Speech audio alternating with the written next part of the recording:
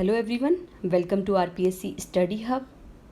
जैसा कि हमारी इंटरव्यू क्वेश्चन और आंसर की सीरीज चल रही थी, जिसमें हम आंसर भी डिस्कस कर रहे हैं, और उसी सीरीज़ में आज हम बात करेंगे एक और कैंडिडेट के इंटरव्यू के बारे में कि उनसे कौन कौन से क्वेश्चन पूछे गए और उनका एक्सपीरियंस जो है वो कैसा रहा, उनका बैकग्राउंड क्या है, उनकी हॉबी क्या है, उनकी जॉब प्रोफाइल क्या है, उससे रिलेटेड और कौन कौन से प्रश्न जो है उनसे पूछे गए हैं। अब तक मैंने लगभग 22 से 23 वीडियो जो है वो इंटरव्यू क्वेश्चन और आंसर के मेरे चैनल पे डाल दिए हैं।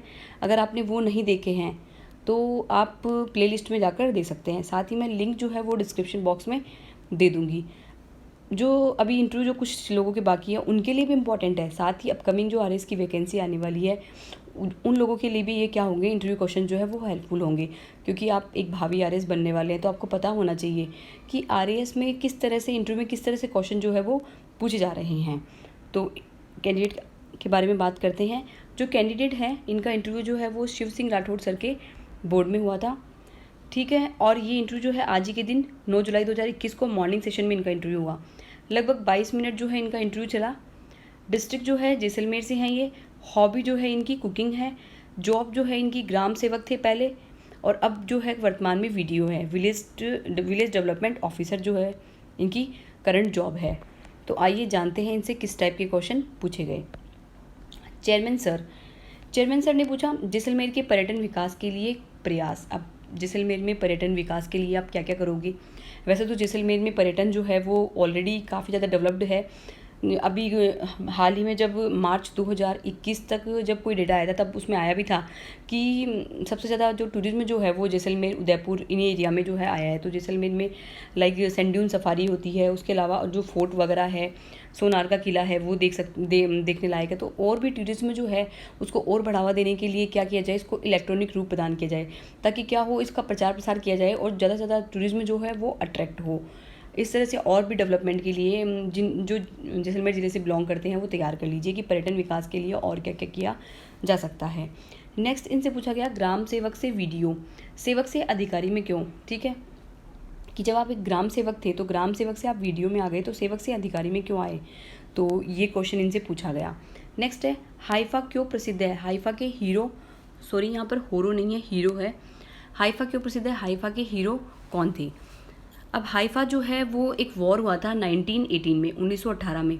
उसमें भी डेट थी 23 सितंबर 1918। 23 सितंबर इंपॉर्टेंट इसलिए बन जाती है क्योंकि इसी दिन जो है हाइफा डे मनाया जाता है प्रतिवर्ष, इसलिए 23 सितंबर 1918 को जो है हाइफा की जो वॉर हुई थी। और हाइफा जो है वो एक जगह है, कहाँ पर है, इजराइल में, ठीक है। तो ये हाइफा वॉर में क्या हुआ था कि तुर्की जो है इजराइल की एक जगह और शहर हो गई, जिसमें क्या हो, तुर्कों के कब्जे से इजराइल को आज़ाद कराने के लिए भारतीय सैनिकों ने इसमें जो है हाइफा वॉर में महत्वपूर्ण भूमिका निभाई थी।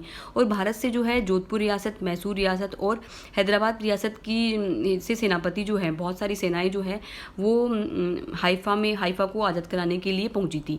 तो इस तरह से जो है, और जोधपुर में भी इम्पोर्टेंट इसलिए है क्योंकि जोधपुर के जो सेनापति थे, मेजर थे दलपत सिंह, ठीक है, दलपत सिंह, उन्होंने क्या किया था, भारत का नेतृत्व किया था। इनको हीरो ऑफ द हाइफा भी कहते हैं। तो इनका एक बहुत बड़ा रोल था हाइफा वॉर में। और इसी का कारण है कि आज इजराइल जो है वो आज़ाद है, इजराइल जो है वो उसका अस्तित्व जो है वो है, ठीक है। तो हाइफा डे। अब नेक्स्ट क्वेश्चन है हाइफा के हीरो कौन थे। तो हीरो तो मैंने बता ही दिया, मेजर दलपत सिंह जो है इसके हीरो थे। और हाइफा जगह है या व्यक्ति है, जी जगह है, इजराइल में। हाइफा डे जो है वो 23 सितंबर को मनाया जाता है। तो ये चारों क्वेश्चन जो है अपन डिस्कस कर चुके हैं। नेक्स्ट है सोनू लाइमस्टोन के बारे में बताइए। अब सोनू लाइमस्टोन जो है वो जैसलमेर में एक एरिया है सोनू लाइमस्टोन, जहाँ पर लाइमस्टोन जो है वो उच्च कैटेगरी का निकलता है, वो भी स्टील ग्रेड कैटेगरी का जो है वो निकलता है। इसके अलावा सोनू लाइमस्टोन को 2018 में जो है लगभग 4 अवार्ड भी मिल चुके हैं। तो सोनू लाइमस्टोन के बारे में और पढ़ लीजिएगा, मुझे जितना पता था मैंने डिस्कस कर दिया। जैसलमेर के खनिज और उनका योगदान। अब जैसलमेर के खनिज जो है उसमें एक तो ये हो ही गया कि जो लाइमस्टोन जो है जैसलमेर में काफ़ी ज़्यादा निकलता है, उसके अलावा प्राकृतिक गैस जो है वो भी जैसलमेर में काफ़ी निकलती है। और जैसलमेर के आप जो खनिज है वो देख लीजिएगा। राजस्थान का भारत की अर्थव्यवस्था में योगदान तथा भारत की जीडीपी में कंट्रीब्यूशन। अब ये पूछ रहे हैं कि राजस्थान का भारत की अर्थव्यवस्था में क्या क्या योगदान है और भारत की जीडीपी में भी कितना कंट्रीब्यूशन है, ये इनसे पूछा गया। नेक्स्ट मेंबर 1 जो है उन्होंने पूछा कुकिंग में क्या क्या पका लेते हो। कुकिंग जो है उसमें क्या क्या पका लेते हो, तो क्योंकि कुकिंग इनकी हॉबी है तो इनसे पूछा गया कुकिंग में क्या क्या पका लेते हो। और फिर उसके बाद में कॉन्टिनेंटल फूड के बारे में पूछा कि कॉन्टिनेंटल फूड जो है वो क्या होता है।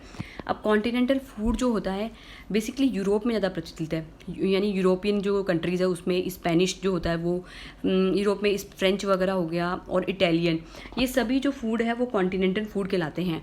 उसमें भी क्या होता है कि जैसे एग्जांपल देखें हम, सिजलर हो गया, स्मूदी हो गई, डोनट हो गया, पिज़्ज़ा पास्ता हो गए, ठीक है, बेक्ड जो वेजिटेबल्स होती हैं वो होती है। और इनकी खासियत ये होती है कि इनमें क्या होता है, कम तेल मसाले जो है वो यूज़ की जाते हैं और साथ ही पकाया बिल्कुल कम जाता है इनको, यानी बहुत ज़्यादा इनको पकाया नहीं जाता है कॉन्टिनेंटल फूड को, ठीक है। उसके अलावा ऑलिव ऑयल्स का, वाइन का, गार्लिक का और हर्ब्स का, ठीक है, बहुत सारी हर्ब्स का यूज़ जो है इसके अंदर किया जाता है, ग्रीन हर्ब्स जो होती है इसमें शामिल होती है। तो ये जो होती है कॉन्टिनेंटल फूड। नेक्स्ट है कम कार्बोहाइड्रेट्स वाले भोजन कौन कौन से हैं। कम कार्बोहाइड्रेट्स वाले भोजन हमारी हो गई जैसे फ़िश हो गई, ठीक है, इसके अलावा एग्स हो गई, गोभी जो कॉलीफ्लावर जो होती है, ब्रोकली जो हो गई ग्रीन, हरे पत्तेदार सब्जियां जो हो गई, पालक वगैरह हो गई, मेथी वगैरह हो गई। इसके अलावा जो ड्राई फ्रूट्स वगैरह होते हैं, नट्स एंड सीड्स होते हैं, तरबूज के बीज हो गए, खरबूजे के बीज हो गए, कद्दू के बीज हो गए, ठीक है, जितने भी ड्राई फ्रूट्स हैं, नट्स वगैरह हो गए वो हो गए। इसके अलावा फ्रूट्स हो गए, फ्रूट्स में भी स्ट्रॉबेरी और ब्लूबेरी जो है वो क्या होते हैं, कम कार्बोहाइड्रेट्स वाले होते हैं। इसके अलावा चिकन जो है, चिकन में भी कुछ कैटेगरी है, वो भी कम कार्बोहाइड्रेट्स वाले होते हैं, अलग अलग टाइप की। स्वाद में न्यूट्रिएंट्स का संतुलन कैसे करेंगे। अब स्वाद और न्यूट्रिएंट्स का संतुलन ऐसे करेंगे कि स्वाद न्यूट्रिएंट्स को बनाए रखने के लिए तो जितनी भी सब्जियां हैं उनको कम देर तक पकाया जाए और बिल्कुल धीमी आंच पर पकाया जाए, जिससे क्या होता है सब्जियों का या फिर कोई भी हम बना रहे हैं कुकिंग में तो उनका स्वाद भी बरकरार रहता है और न्यूट्रिएंट्स भी क्या होते हैं, जलते नहीं हैं। तो ये है। उसके अलावा जो है अधिकतर चीज़ों में हम क्या करें, ऐसे मसालों का प्रयोग करें कि कम से कम पकाना पड़े और जो न्यूट्रिएंट है वो बने रहें। नेक्स्ट इनसे पूछा गया दाल बाटी चूरमा के बारे में बताओ, पकाने का प्रोसीजर क्या है ये बताओ। अब राजस्थान का जो है दाल बाटी चूरमा ये काफ़ी फेमस है। तो दाल जो है, दाल तो सिर्फ नॉर्मल बनाई जाती है तड़का लगाकर, ठीक है। बाटी जो है वो आटे से बनाई जाती है, उसको फिर तंदूर में सेका जाता है। और अगर हम ट्रेडिशनल तरीके की बात करें तो जगरे में सेकी जाती है, लाइक जो गोबर के जो उपले बनाए जाते हैं उसके अंदर जो है बाटी को जो है बनाया जाता है। चूरमा जो है उसको जो उसकी जो मुठड़ियाँ वगैरह बनाकर चूरमे की मुठड़ियाँ बनाती जाती हैं और फिर उसको जो है घी में तला जाता है और घी के बाद उसको जो है कूटा जाता है। कूटने के बाद या आजकल जो है मिक्सी का प्रयोग करके भी उसको पीस लेते हैं और फिर उसमें बराबर मात्रा में जो है जितनी भी क्वांटिटी मात्रा में जो है चीनी मिलाई जाती है। इस तरह से जो चूरमा है घी का, और दाल बाटी चूरमा में जो है बाटी और चूरमा में घी जो होता है वो अच्छे से काम में लिया जाता है। तो घी जो है काफ़ी इंपॉर्टेंट रोल प्ले करता है बाटी और चूरमा में, ठीक है। तो ये इस तरह से जो है ये चूरमा दाल बाटी हो गया। नेक्स्ट है लोंगेवाला वॉर। लोंगेवाला वॉर 1971 के हीरो कौन थे। लोंगेवाला वॉर जो हुई थी वो दिसंबर 1971 में हुई थी, ठीक है। और अभी ये दिसंबर जो आएगा 2021 उसमें लगभग 50 साल जो है वो इसको हो जाएंगे लोंगेवाला वॉर को। तो लोंगेवाला वॉर जो है, लोंगेवाला जो एक जगह है वो कहाँ स्थित है, जैसलमेर में स्थित है लोंगेवाला। और वहाँ पर अब वॉर म्यूजियम भी बनाया गया है, बहुत सारी चीज़ें आपको देखने को मिलेगी। उसके अलावा वहाँ पर जो है शो भी आयोजित किए जाते हैं और वहाँ पर एक आर्ट गैलरी, म्यूजियम में आर्ट गैलरी वगैरह भी जो है वो लगाई हुई है। इसके अलावा टैंक जो है वो भी लगाए गए हैं। तो जैसलमेर का जो लोंगेवाला जो है वो अब टूरिज्म का रूप काफ़ी ले रहा है, वहाँ पर काफ़ी ज़्यादा टूरिज्म जो है डेवलप हो रहा है। हर साल काफ़ी पर्यटक जो है वो लोंगेवाला को देखने जाते हैं। मैंने भी अभी हाल ही में जो है अभी मार्च में ही जो है इसको विजिट भी किया था लोंगेवाला को। फिर नेक्स्ट है, इसके अलावा अब लोंगेवाला में क्या हुआ था कि 1971 में जो वॉर हुई थी, तो भारत और पाक की लड़ाई जो हुई थी ये यहाँ पर लोंगेवाला में हुई थी। तो इसके हीरो जो थे, अब यहाँ पे क्वेश्चन पूछा जा रहा है हीरो कौन थे। हीरो जो थे वो कुलदीप चांदपुरी जो है वो इसके हीरो थे। इसके अलावा जो बॉर्डर मूवी है वो भी जो है लोंगेवाला युद्ध पर बनाई गई है, तो उसमें काफ़ी अच्छे से दिखाया गया है कि किस तरह से वॉर हुआ और क्या क्या हुआ। फिर बॉर्डर एरिया की क्या क्या समस्याएं हैं, जैसे हीरोइन, तस्करी, जासूसी। अब इनसे पूछा कि जो बॉर्डर एरिया है, ठीक है, सीमा क्षेत्र जो होता है वहाँ पर क्या क्या समस्याएं जो उत्पन्न होती है। एक तो हीरोइन तस्करी तो होती है, जासूसी भी होती है। उसके अलावा आम जन को भी समस्याएं जो है कई बार सामना करने को मिलती है। तो बहुत सारी समस्याएं हैं, तो इसको भी आप देख लीजिएगा अगर आप जैसलमेर, बीकानेर, बाड़मेर इन एरिया से बिलोंग करते हैं तो। जैसलमेर में किस क्षेत्र से हो आप, ठीक है। फिर इनसे पूछा गया जैसलमेर में पर्टिकुलरली आप किस एरिया से बिलोंग करते हो, तो इन्होंने बोला नाचना आई थिंक एक ऊंट की जो किस्म है उसकी भी कैटेगरी है, नाचना ट्राइब की। नेक्स्ट है मेंबर 2, टाउन प्लानिंग क्या होती है, जैसलमेर के बारे में बताओ, कितना कार्य हुआ है। अब टाउन प्लानिंग यानी कोई कस्बा होता है, उसकी प्लानिंग क्या होती है, ठीक है। उसमें हर तरह की प्लानिंग होती है। उसमें सीवरेज का कंट्रोल होता है, पेयजल की समय पेयजल जो होता है उसको रेट होता है, इसके अलावा ट्रांसपोर्ट का जो काम होता है वो होता है, आधारभूत संरचना जो है उसमें कितना कितना डेवलपमेंट हुआ है, ठीक है। उसके अलावा लोगों की जो है एक राज्य से दूसरे राज्य में कितनी कनेक्टिविटी, एक क्षेत्र से दूसरे क्षेत्र में कितनी कनेक्टिविटी है, ये सब जो है वो टाउन प्लानिंग का पार्ट होती है। तो जैसलमेर के बारे में बताओ कितना कार्य हुआ है, ये इनसे पूछा गया। तो ये तो कोई भी बंदे से पूछा जा सकता है कि टाउन प्लानिंग क्या होती है। अच्छा, आप अगर जयपुर से बिलोंग करते हैं तो जयपुर में कितना कार्य हुआ है, ठीक है। बाड़मेर से बिलोंग करते हैं तो बाड़मेर में कितना कार्य हुआ है, ये तो किसी भी बंदे से पूछा जा सकता है, नॉर्मल क्वेश्चन है। फिर है राज्य सरकार शहरों के विकास संबंधित क्या क्या योजनाएं हैं। अब शहरों के विकास संबंधित राज्य सरकार जो है वो कौन कौन सी जो योजनाएं जो चला रही है इसके बारे में पूछा गया। तो स्कीम्स तो आपको ऑलमोस्ट सब देख लेनी चाहिए कि स्कीम तो किसी भी एरिया में कभी भी पूछ जा सकती है। इंटरव्यू मेंबर कौन सी स्कीम पूछ ले कुछ पता नहीं होता है, तो स्कीम तो आप राजस्थान गवर्नमेंट की जितनी भी स्कीम्स है उनको तो आप रट ही लीजिए, चाहे प्री हो, चाहे मेन्स हो, चाहे इंटरव्यू हो, हर जगह काम आती है। नेक्स्ट है बॉर्डर एरिया में फेंसिंग कहाँ कहाँ हुई है। क्या आप गए हो कभी बॉर्डर देखने। अब बॉर्डर एरिया में फेंसिंग जो है वो अलग अलग जगह पे हुई है। फेंसिंग यानी यहाँ हुआ है तारबंदी।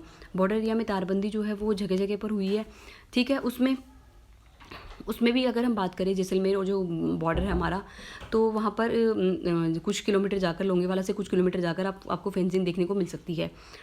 नेक्स्ट है तनोट के बारे में बताइए।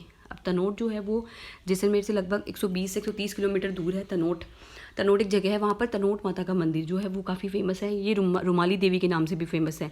ऐसी मान्यता है कि वहाँ पर रुमाल चढ़ाकर जो है मन्नत मांगी जाती है, और जब मन्नत पूरी हो जाती है, ठीक है, तो मन्नत पूरी हो जाने के बाद उस रुमाल को वापस खोलने के लिए जाना होता है। इसके अलावा ये भी माना जाता है कि भारत पाक की जब लड़ाई हुई थी 1965 की हो चाहे 1975 में हो, 1965 में तो बहुत सारे जो है बम के गोले जो है वहाँ पर दागे गए थे, लेकिन एक भी गोला जो है वो मंदिर पर फूटा नहीं था। यानी मंदिर जो है वो आज तक वैसा का वैसा ही है जैसा कि बनाया गया था। और ये जो है सीमा सुरक्षा बलों के जवानों की जो है देवी मानी जाती है तनोट माता। तो वहाँ पर जो है ये जो जवान है इनकी काफ़ी श्रद्धा होती है। जवान ही इसका जो है रक्षा करते हैं इस मंदिर की। और जवान जो है वो आपको, जब आप विजिट करेंगे तो आपको जवान जो है वहाँ पर काफ़ी देखने को मिल जाएंगे तनोट माता के मंदिर में। इसको रुमाली देवी भी कहते हैं। उसके बाद नेक्स्ट है लद्दाख। यहाँ पे लद्दाख नहीं है, लद्दाख की घटना। चीन गलवान घाटी, चीन बॉर्डर पर ऐसी हरकतें क्यों करता है। अब चीन की जो हरकतें होती है, चाहे लद्दाख में कोई काम करे, ठीक है, आए दिन परेशान करता रहता है, ठीक है। इसके अलावा गलवान जो घाटी है, ओके, लद्दाख में जो स्थित है उसमें आए दिन घटनाएं होना, ये सब क्या हरकतें क्यों करता रहता है चीन। अब चीन की तो घटनाएं जो है, चीन तो साम्राज्यवादी प्रकार का है, उसको ऐसा लगता है कि हर क्षेत्र को मैं अपने अंडर में ले लूँ। उसके अलावा चीन जो है वो विश्व की जो एकल पावर बनने की सुपर पावर बनने की जो है वो कोशिश जो है वो लगातार करता रहता है। इसके अलावा चीन जो है भारत को लगातार जो है परेशान करता है, चाहे वो अरुणाचल प्रदेश की सीमा हो, चाहे लद्दाख की सीमा हो, चाहे पीओके एरिया में हो, हर क्षेत्र पर वो क्या करता रहता है, भारत को समय समय पर परेशान करता रहता है। और आए दिन जो है मुठभेड़ की जो है वो घटनाएं जो है वो कराता रहता है। और कई बार तो वो भारत की सीमा में जो है घुसकर आकर भी आक्रमण करता है, जैसा कि गलवान में हुआ था। लेकिन गलवान में भारतीयों ने क्या है कि चीन को काफ़ी मात दी थी, और फिर बाद में चीन जो है काफ़ी एग्रीमेंट्स भी हुए चीन को लेकर, लेकिन चीन जो है अपनी बात से हमेशा मुकरता रहता है, क्योंकि वो तो साम्राज्यवादी टाइप का है। उसका यही कहना है कि जो मेरा है वो तो मेरा ही है, और जो तुम्हारा है वो भी मेरा है। तो ये उसकी नीति रहती है हमेशा से। नेक्स्ट है मेंबर 3, आपको एसडीएम बना दिया जाए तो शिक्षा व स्वास्थ्य क्षेत्रों में क्या सुधार करोगे। अब इनसे पूछा क्या कि अगर आपको एसडीएम बना दिया जाए तो शिक्षा के एरिया में और स्वास्थ्य के क्षेत्र में आप क्या क्या सुधार करोगे, ठीक है। हाइपोथेटिकल क्वेश्चन दे दिया, सिचुएशनल क्वेश्चन दे दिया कि आप ऐसे हो तो क्या करोगे। फिर नेक्स्ट है जैसलमेर की महिला साक्षरता कितनी है, कम रहने के पीछे क्या वजह है, ये इनसे पूछा गया।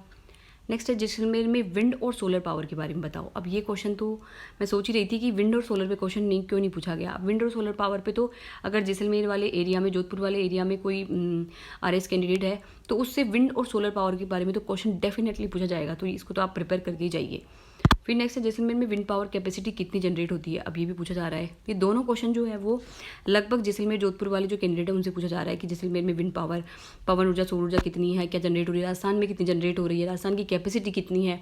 ये सब क्वेश्चन जो है जनरली क्वेश्चन जो है वो पूछे जा रहे हैं, तो थोड़ा देख लीजिएगा।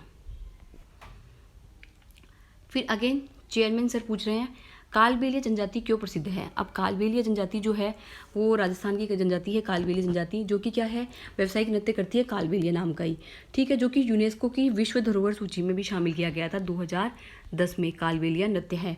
इसकी जो प्रसिद्ध नृत्यांगना है, ठीक है, गुलाबो जो है वो है गुलाबो देवी, जो कि क्या है पुष्कर से बिलोंग करती है। अब कालबेलिया में भी विभिन्न प्रकार के जो है अंग संचालन के द्वारा जो है वो नृत्य किया जाता है। इसके भी 4 टाइप से होते हैं, जैसे इंडोनी, शंकरिया, पणिहारी, बगड़िया। ठीक है, तो इंडोनी तो क्या है, बेसिकली कपल डांस है। ठीक है, युगल डांस है, प्रेम के आधारित पे होता है। शंकरिया सेम वही है, कपल डांस है, प्रेम के आधार पर ये कपल डांस किया जाता है, हस्बैंड एंड वाइफ के अकॉर्डिंग दिखाया जाता है। पणिहारी जो होता है, जब पानी लेने जाते हैं तो पणिहारी का जो है वो दृश्य दिखाया जाता है। और बगड़िया जो है, जब कालबेलिया लोग जो है भीख मांगते हुए जो है इस नृत्य को करते हैं। इस तरह से 4 जो है इसके वो टाइप हो गए हैं कालबेलिया जनजाति, कालबेलिया जनजाति। ठीक है, ये एक नृत्य के लिए प्रसिद्ध है क्योंकि इनका जो है वो विश्व जो धरोहर सूची में जो है कालबेलिया नृत्य क्या है शामिल है, 2010 में शामिल किया गया था। नेक्स्ट है मानवाधिकार के बारे में अंतर्राष्ट्रीय कन्वेंशन क्या थी, भारत से किसने पार्टिसिपेट किया था। तो मानवाधिकार के बारे में अंतर्राष्ट्रीय कन्वेंशन जो है वो हुई थी, तो वो देख लीजिएगा कि कौन कौन सी कन्वेंशन जो हुई है और भारत से जो है किसने पार्टिसिपेट किया था। इसको आप थोड़ा गूगल करके देख लीजिएगा कि क्या क्या हुआ है। नेक्स्ट है संसद क्या है, many counter question on it. अब संसद क्या है, संसद में तो हम जानते हैं कि राज्यसभा जो हो गई, लोकसभा हो गई, राष्ट्रपति जो है संसद में शामिल किए जाते हैं। अब इन पे मैनी काउंटर क्वेश्चन भी पूछे गए हैं, वो क्या क्या पूछे गए हैं वो हमें नहीं पता है, लेकिन संसद से रिलेटेड काफ़ी क्वेश्चन पूछे गए, इन्होंने आंसर दिया होगा, फिर क्वेश्चन पूछा होगा, आंसर दिया होगा, फिर क्वेश्चन पूछा गया होगा, तो ऐसा हुआ होगा। फिर नेक्स्ट है हॉबी क्या होती है, इंटरेस्ट और हॉबी में अंतर क्या होता है। अब इनसे पूछा गया, ये जो है ना रुचि और हॉबी, ठीक है, दोनों क्वेश्चन पूछे जा रहे हैं। हॉबी क्या होती है, फिर हॉबी और इंटरेस्ट में क्या है डिफरेंस होता है, ये भी आप देख लीजिएगा, ये भी पूछ रहे हैं इंटरव्यू में। तो इस तरह से जो है कैंडिडेट का इंटरव्यू जो है वो हुआ। तो आज के लिए इतना ही। Thank you for watching this video. Please like and share our channel. Bye till next video.